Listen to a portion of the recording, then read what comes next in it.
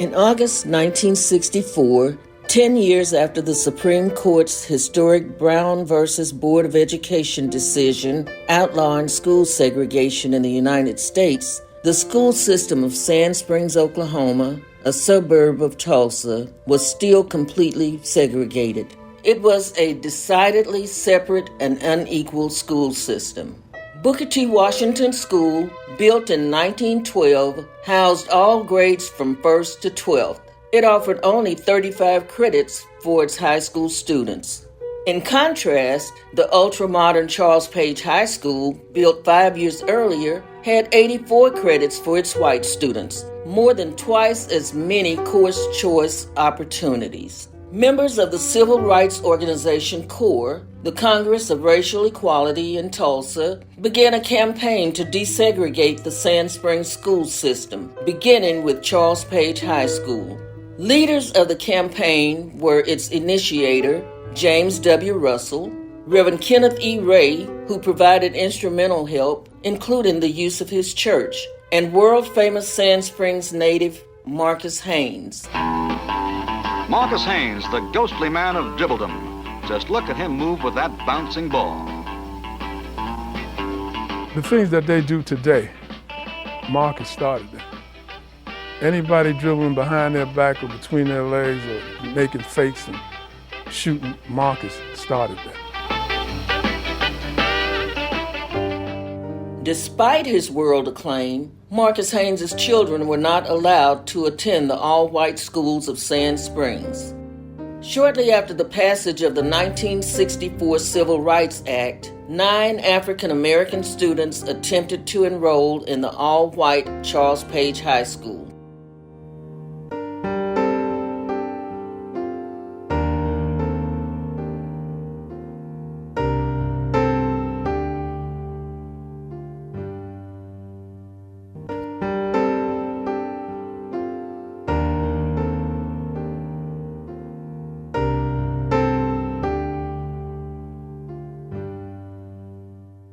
The Sand Springs School Board denied their right to enroll. The students and their families, aided by the campaign leaders, then filed the first complaint in Oklahoma under the new Federal Civil Rights Act. The U.S. Attorney, in response to the complaint, contacted the school board, informing them that they were in violation of federal law. The school board then gave up resistance and allowed the integration to proceed. The civil rights movement victory at Charles Page High School led 2 years later in 1966 to the desegregation of the rest of Sand Springs schools. 58 years later, Black and white Charles Page High School graduates from that period came together to sponsor a plaque in the school lobby commemorating the courage of the 9 African American students and their families. I first got involved in this project 4 years ago when a friend put me in touch with James Russell.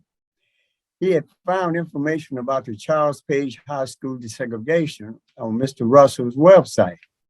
We both agreed that something needed to be done to make more people aware of that history.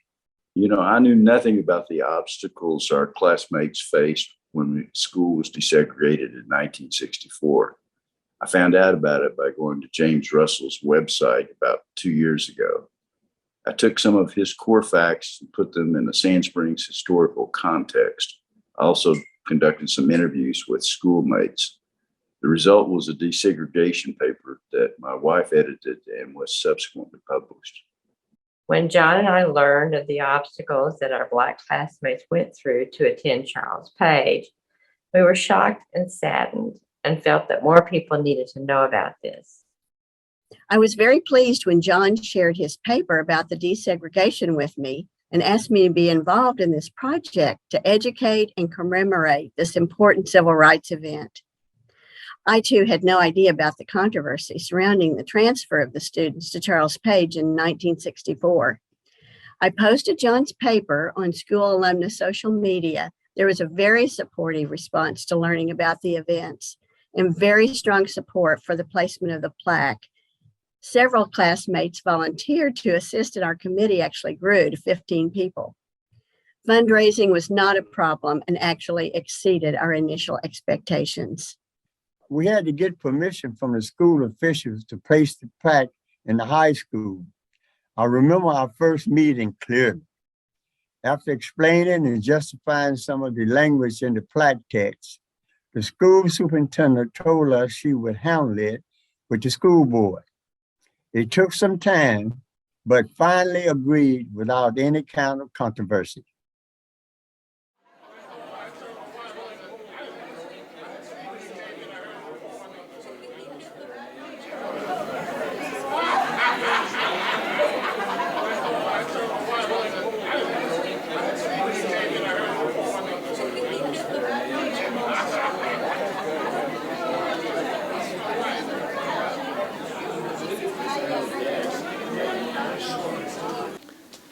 First of all, really pleased that everybody showed up today. This gathering is at least as many as we expected. We had no idea how many to expect because we just didn't have a way to gauge that. But fortunately, we think that we have a little over 100 people here. So congratulations, everybody, for showing up.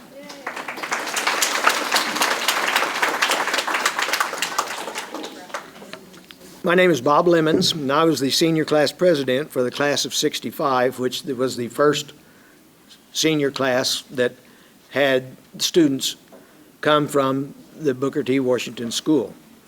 We're here today to dedicate the plaque that everybody has seen, and it's honoring the 9 black students that came to Charles Page High School in the fall of 1964. They were the first students to do so, and they showed a huge amount of courage in agreeing to come here. I would like to remind everybody that you may already know and remember, but tomorrow is Juneteenth. It was not until the Union soldiers arrived in Galveston, Texas on June 19th of 1865 that the state residents finally learned that slavery had been abolished. It took a full 2 years for that to occur. I'd also like to point out that it was 99 years afterwards that Charles Page High School was desegregated.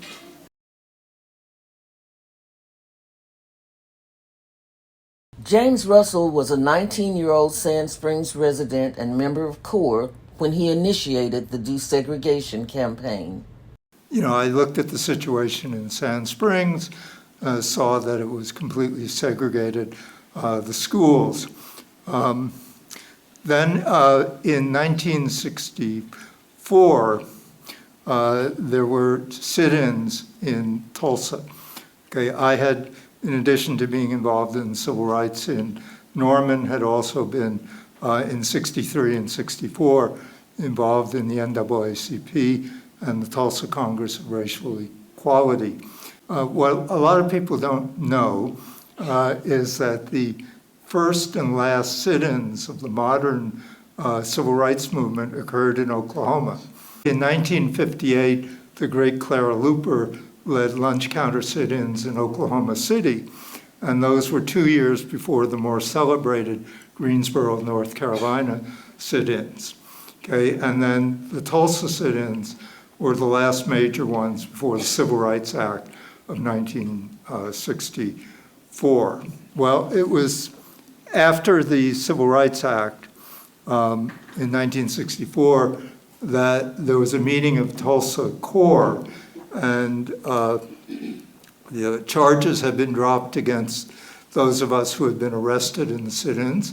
I was arrested 2 times at Borden's Cafeteria and Piccadilly, which may be names that some people remember.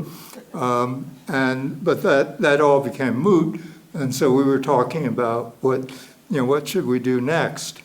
And I was one of the few whites that was there. Tulsa CORE was a completely black-initiated movement, and there were a few white kids around the edges of it. I brought up the situation of Sand Springs and said that that might be a project. And everybody kind of nodded. And then after the meeting, Eugene Freeman and Bobby Brown came up to me and volunteered to take part in that. And so the next morning, they met at my house at 612 McKinley Street. I still remember the address. They met at that house, and then we proceeded down across the tracks and started knocking on doors, looking for houses where there were students in high school or about to be in high school. And we very quickly found them, and a lot of people were really interested in the opportunity of integrating the schools and going to. Not everybody was, mind you. There were teachers who were rightfully worried about losing their jobs, okay, which turned out to be true, unfortunately. But we found a whole set of people who were interested. And then we went down to the church, and we knocked on the door of the parsonage, and the father of this man to my left over here answered, and we told him what we were about, and he was totally supportive. What we didn't know was that he had been active in the civil rights movement in Kansas City. Okay? And he volunteered the church for a community meeting for which he got into hot water. Okay? But nevertheless, we had the place for the community meeting. Then we went out to Beaufort Colony, knocked on more doors. They said, you ought to go speak to Mr. Haynes, okay, which is Marques Haynes. So we went to his house. Nobody was home, but we left a note saying there was this community meeting in a couple of nights. And then a couple of nights later, Reverend Ray's church was packed with people, and Marques Haynes showed up. Okay, and there was a lot of talk back and forth, whether it was a good idea or not a good idea.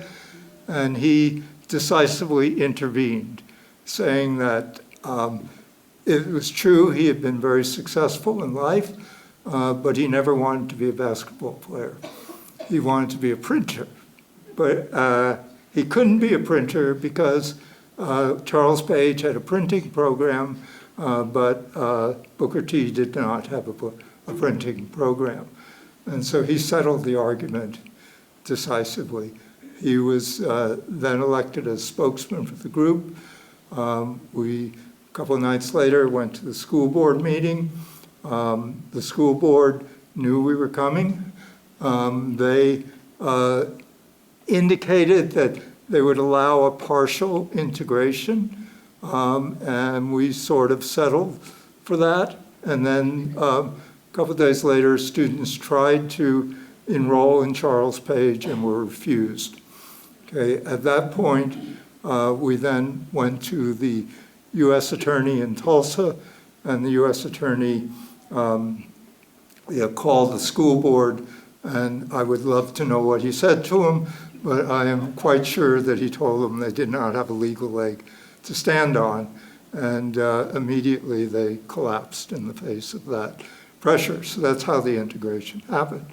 Now, this whole thing happened in 3 weeks. It was a totally lightning event.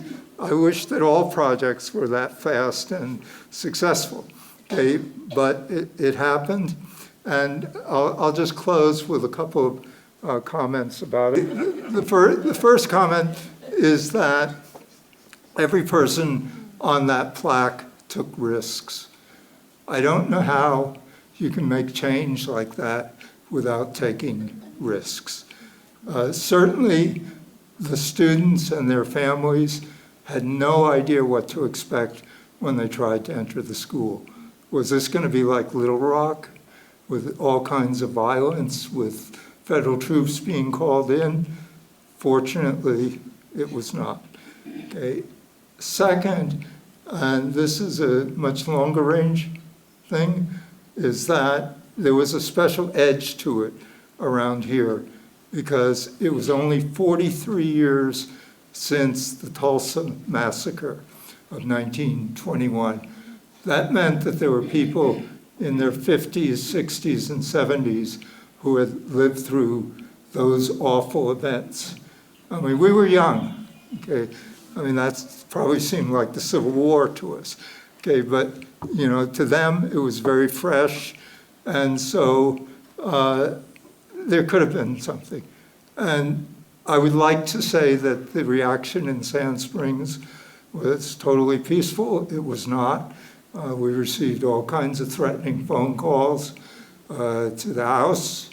And my mother ended up having to move back into Tulsa. So, you know, I'm really, really happy in talking to students that it was a largely successful experience. The late Reverend Kenneth E. Ray was the pastor of the First Baptist Church where the community meeting was held. His son, Kenneth E. Ray Jr., was 7 years old at the time. He remembered that his father was very proud of what he had done to help the desegregation campaign. I'm standing in for my father, the late Reverend Kenneth Ray, and he was very much a part of what went on. He was the first chairman of the Kansas City chapter of the Southern Christian Leadership Conference. So when Mr. Russell knocked on his door, something was about to happen, and it did. I thought about what I would say today, and since I'm in my dad's place, I thought about what he might say.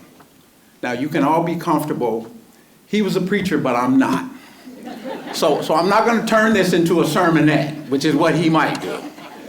But what he would do is he would be very gracious, and he would be very thankful for this opportunity, for his efforts to be recognized. And I'm sure he would salute the courage of Mr. Russell and all of the students, because I'm going to reiterate what Mr. Russell just said.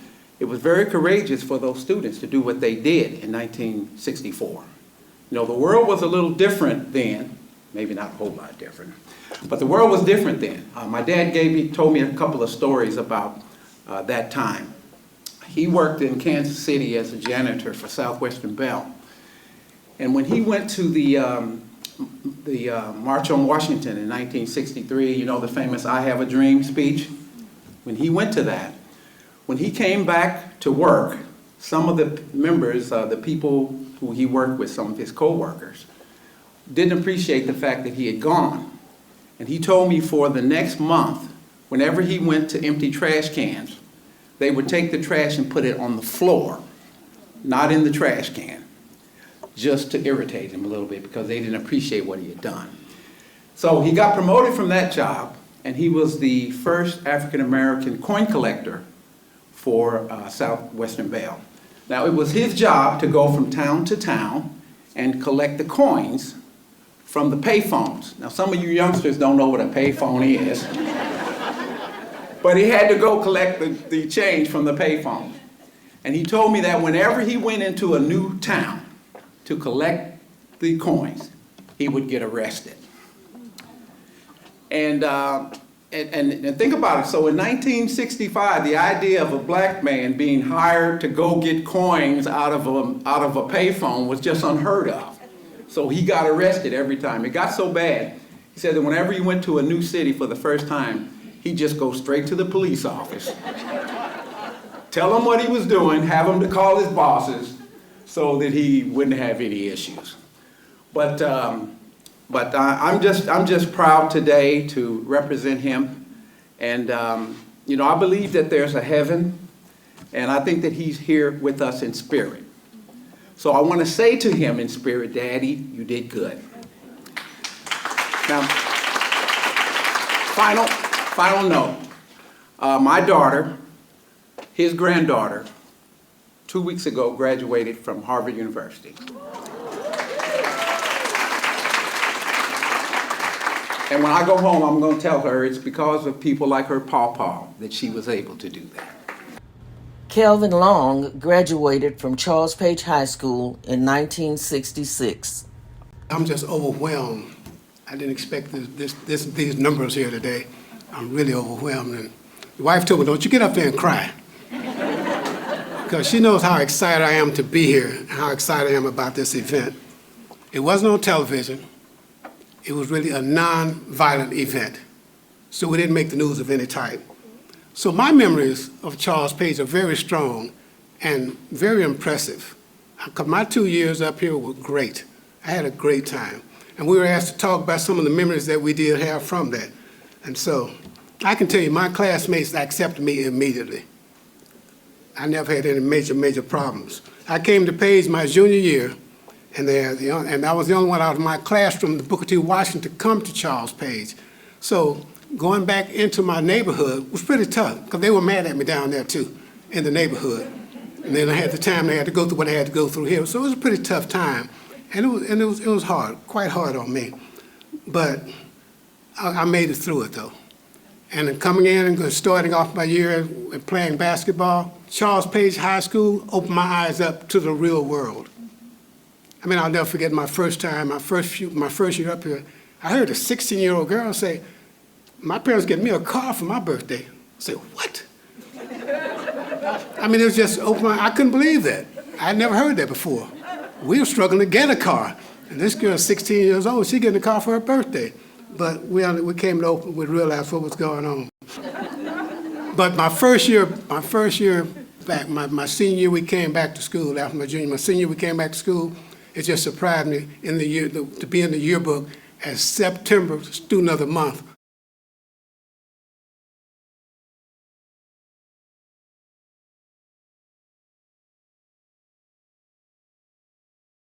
When we think about the homecoming queen, the queen was Cynthia Bradley.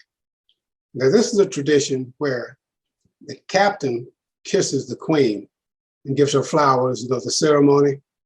That's a pretty nice ceremony.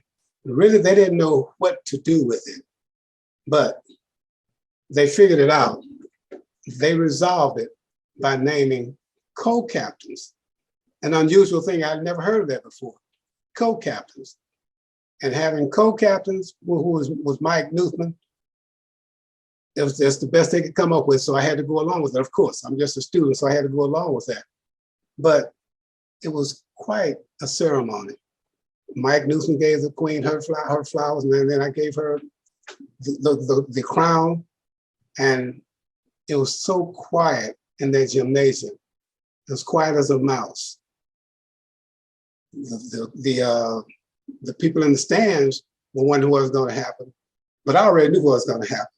And I did my part real quick.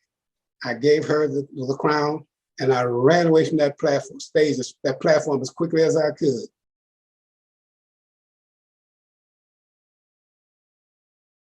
I really enjoyed my years with my teammates. They treated me just great. I always think about the one time when my teammates took me out after basketball practice, took me out to a restaurant. We were going to stop and have a bite, pizza, whatever it was going to be. They took me out to this place in Sand Springs, and the people came to the door. The person came to the door and said, "You all," talking to the whites, "you all can come in," but he, the black, could not come in. That was something like that. And what did we do? My teammates and all, we all left together. They said, "Let's just go somewhere else." And we all left together. That was really a good feeling like that. They had my back at all times. But that's just indicative of what we went through back in the days. So we continue to progress as we go on. Then I think about Coach Cecil Hankins. Somebody mentioned him earlier this evening. Coach Hankins, that's the only time a coach grabbed me by my jersey and jacked me up. I'd never had that happen before. But I said, it must not be racist because he's doing all my other teammates like that too. So I accepted it, though. I accepted that and went roll with the punch. But he was never mean to me. That was the one time he ever did that too. But I always think about my coach was Coach Johnson. Coach Johnson really took care of me back in the day. As a matter of fact, after I graduated from high school, I didn't plan on going to college. I was going to work and take care of my mom, take care of the family. But Coach Johnson got me one day. He said, "Hey, I'm going to take you down to this junior college, Northern Junior College in Tonkawa, Oklahoma. I'm going to take you down. I want you to just try out down there." I said, "Okay, Coach, I'll go down." I went down, tried. I had a great time. Made the team, of course, and didn't start the year. But the second year, I was a start on the basketball team. So that meant a lot. Had a strong impact in my life. Matter of fact, John, where are you? Eric, where are you? There you are, right there. Oh, right in my face. Let's see, okay. But John really hit me hard when he came in. He said he came and he brought his family just to say hello to me this evening. But I would be remiss to not mention John and Barbara Eichenfeld Neal. John gave me the phone call. He got my phone number from Cortez Johnson. He said, "We're thinking about putting together a committee to commemorate this event. Would you be interested?" I said, "Of course." And I've been excited ever since that day. And when we first had a few meetings, we were meeting and John said, I really didn't know there was a black community down there. And Cortez and I, after the meeting, we talked on the phone. We said, that can't be possible. We talked for a few minutes, and then he said, well, maybe it is. Because when you think about the black community, it was a boxed-in community. You had the railroad tracks and the train crossing here. You had Main Street crossing here.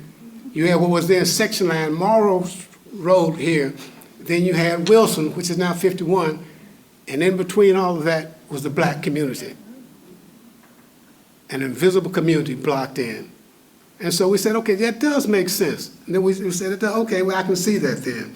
But it was so hard to take at first, the idea that we were boxed in like that.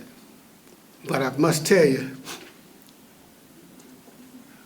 all of my moral values I got from my mom and the black community because we had a village. It was really great. I learned a lot from that. I just wish my mom was here to see this. I wish Mr. Westbrook was here to see this. I wish Reverend Ray was here to see this. I wish Marques Haynes was here to see this. They made more of a sacrifice than we did. Betty Towns attended Charles Page High School the first year it was desegregated before moving away. My parents, the late C.P. and Mildred Towns, always wanted their children to have better lives and opportunities than what they had. They had been sharecroppers. So when they were informed of the desegregation program, they were interested and decided they wanted me and my brother to attend. Since my brother would be a senior, he didn't want to go. He wanted to finish his last year at Booker T. Washington. I remember I used to walk to school, all of us did, because we were in walking distance. I would walk to school every day since I lived only 2 blocks away. Now, my parents had to figure out how I would go to Charles Page and back, since it was farther. I remember being afraid the first day, not knowing what to expect, but that fear soon diminished. Sometimes I would hear the N word, but ignored it. Although they directed the word toward the 9 of us, we knew we weren't the word they were calling us. And although I only attended Charles Page for 1 year, I met and became friends with lots of students. I had to adjust to the drastic change from knowing everyone at Booker T to not knowing anyone at Charles Page. It took a while to adjust, but I did. And I remember the first C I ever made was at Charles Page. And I cried for days. I didn't play sports, but I loved music, so I enrolled in music theory, which wasn't exactly what I thought it would be. Nevertheless, I did enjoy my year at Charles Page High School. I moved back to Sand Springs later, years later, and 2 of my 3 children graduated from Charles Page.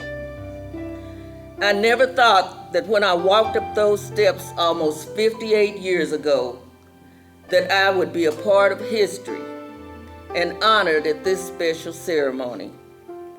Again, I'm grateful to be recognized as a part of the history of civil rights in Sand Springs, Oklahoma.